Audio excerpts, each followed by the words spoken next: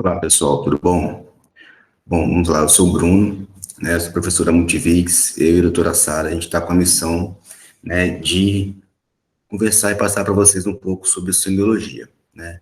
Essa aula de hoje é sobre anamnese, né, sobre estruturação de anamnese, e a gente vai aí conversar um pouquinho sobre esse tópico, e lembrando sempre que a nossa referência, né, bibliográfica é o livro de semiologia do Porto.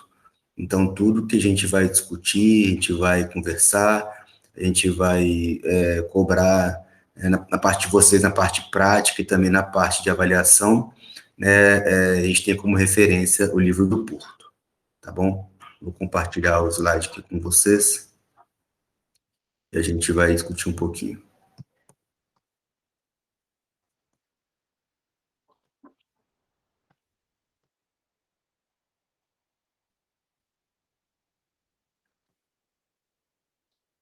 Vamos lá. Então, aqui é sobre a semiologia, né? Como eu já disse anteriormente, essa parte, ela é dada por mim e pela doutora Sara, tá? Comigo na parte prática lá na UPA de Carapina, e a doutora Sara está no Hospital da Associação neste momento.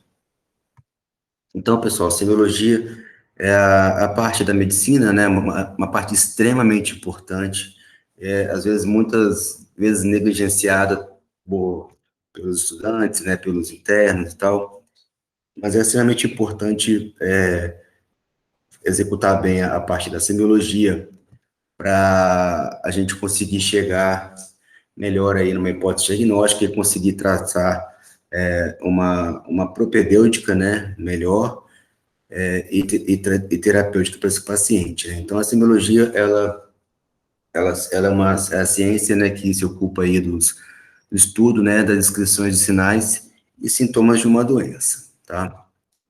Bom, falando um pouco sobre a anamnese, a anamnese é uma entrevista, pessoal. Então, com um objetivo, né? Com o objetivo de extrair daquele paciente o que você precisa para ir formular a sua hipótese diagnóstica e, consequentemente, aí chegar na sua... programar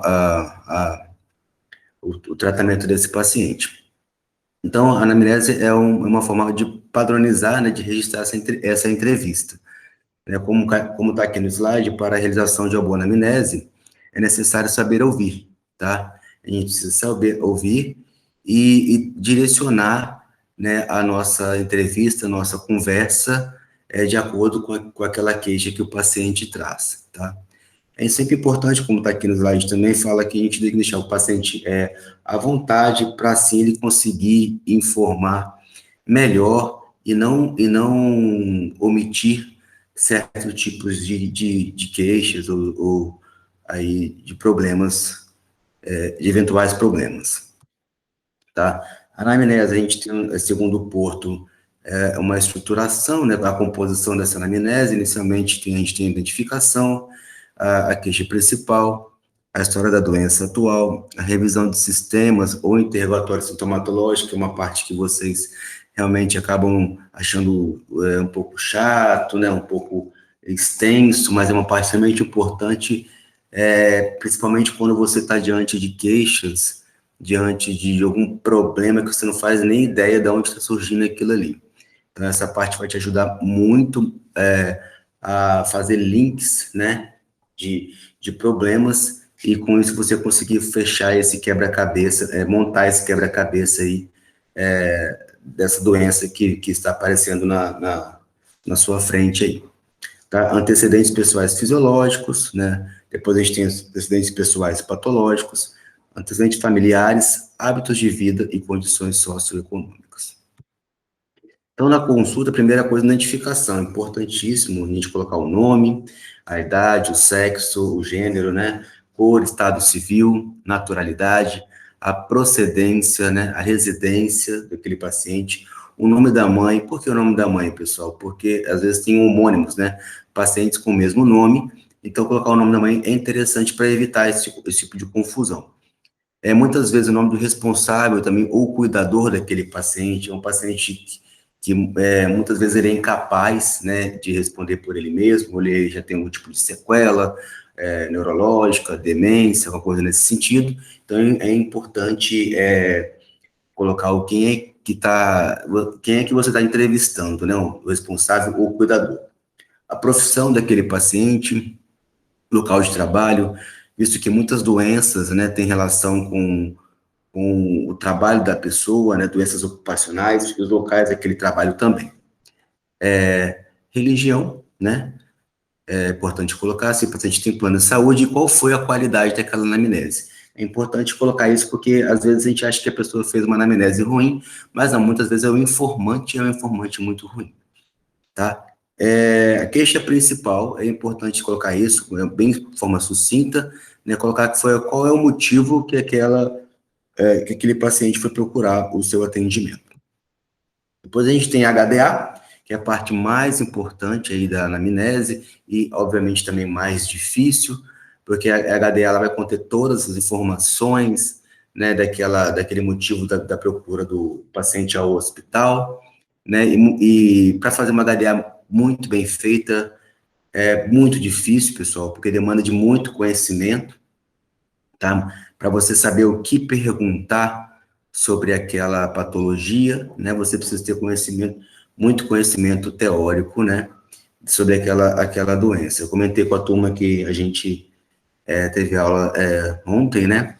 E falei que uma anamnese vocês vão conseguir fazer uma anamnese mais bem feita, mais aí para o final do curso, que é onde vocês vão ter aí uma bagagem, né, de teoria, né, das outras matérias, né, que vão saber isso, dessa forma conseguir perguntar melhor, entrevistar melhor aquele paciente.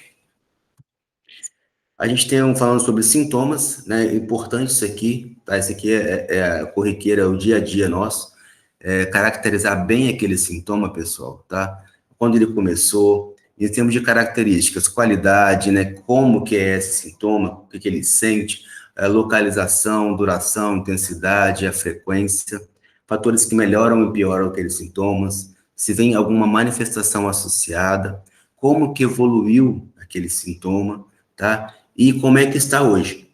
Também é importante colocar, pessoal, você pode colocar aqui na HDA, pertinente ao sintoma que você está investigando, né, essa queixa principal, algumas coisas que ele já tem feito em relação a esse problema, se ele já fez alguma consulta, se ele já fez algum exame, tá, se ele já fez algum tipo de tratamento, e o que aconteceu, se ele teve resultado positivo, negativo, se não aconteceu nada, se piorou, isso também é bastante relevante colocar aí na HDA.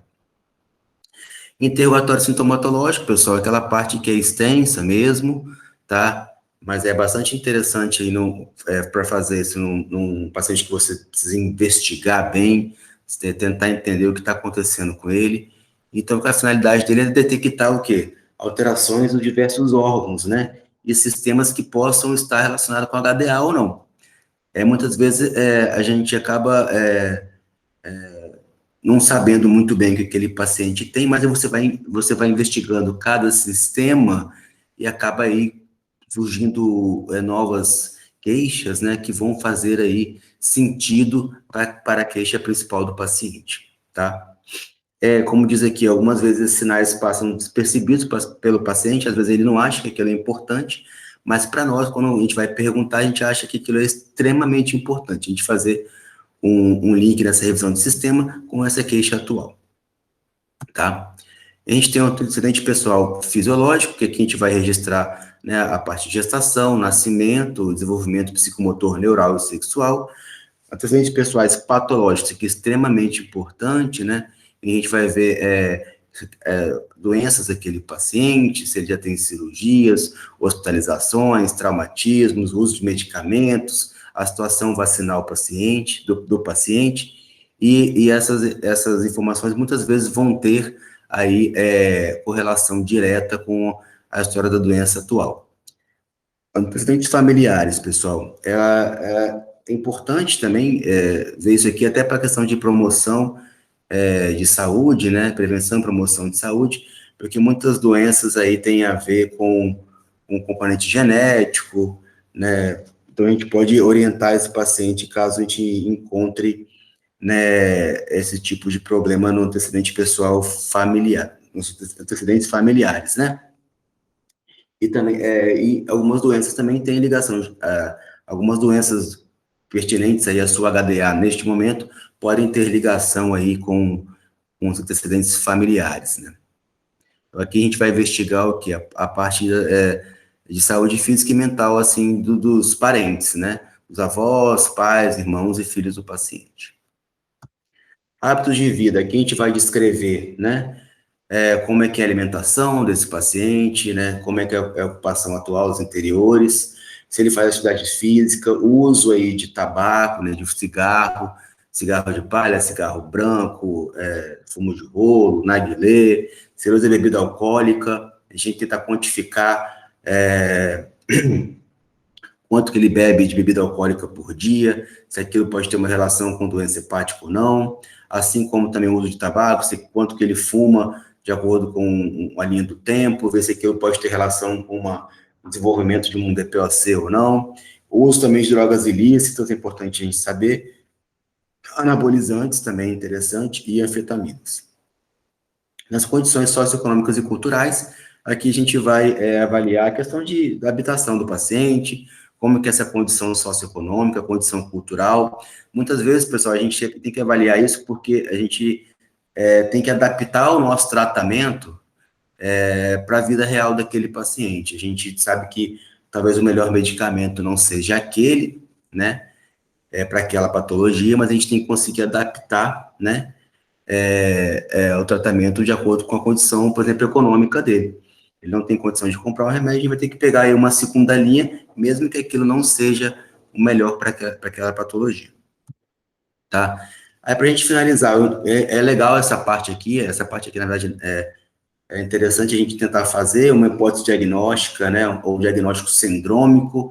A gente tem algumas síndromes clínicas, por exemplo, uma síndrome neurológica, uma síndrome de dispneia, né? Então, que a gente vai fazer um diagnóstico sindrômico, né? E depois pensar em diagnósticos diferenciais para aquele paciente, tá? E relatar aqui os principais diagnósticos, as hipóteses de diagnóstico para aquele paciente. O importante é a gente colocar, ideal, pessoal, pelo menos umas 3 hipóteses diagnósticas para aquele paciente, tá? Que a gente aí consiga trabalhar e sempre estar em mente outras situações que podem estar acontecendo com aquele paciente. Não somente um diagnóstico clínico, né?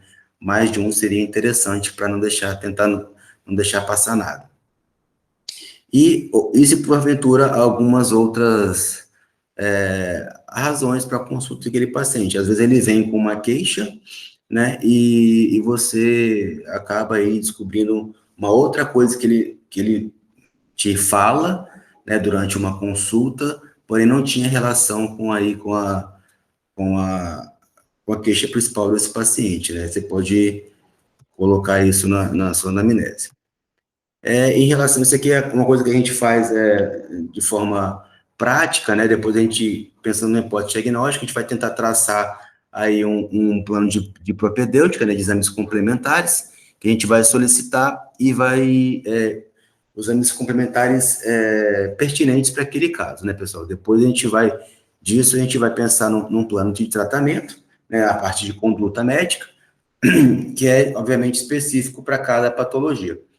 E a gente vai sempre ter em mente também a questão do prognóstico, né? Então, aqui fala que uma doença, a gente já pensa de como que ela vai evoluir. A gente tem mais ou menos uma ideia como é que é a evolução natural daquela doença e daquele tratamento. Tudo aquilo aí que tem uma evolução inesperada, né, sobre aquilo que você estava planejando, você tem que tentar, muitas vezes, parar e reavaliar esse diagnóstico, né, se está certo ou não, e também se o seu tratamento aí está sendo feito de forma adequada, tá bom? Eu acho que era isso, mais uma orientação aí sobre a questão da anamnese, tá? E isso tem que ser feito aí, pessoal, no dia a dia, na prática, tá? E eu tenho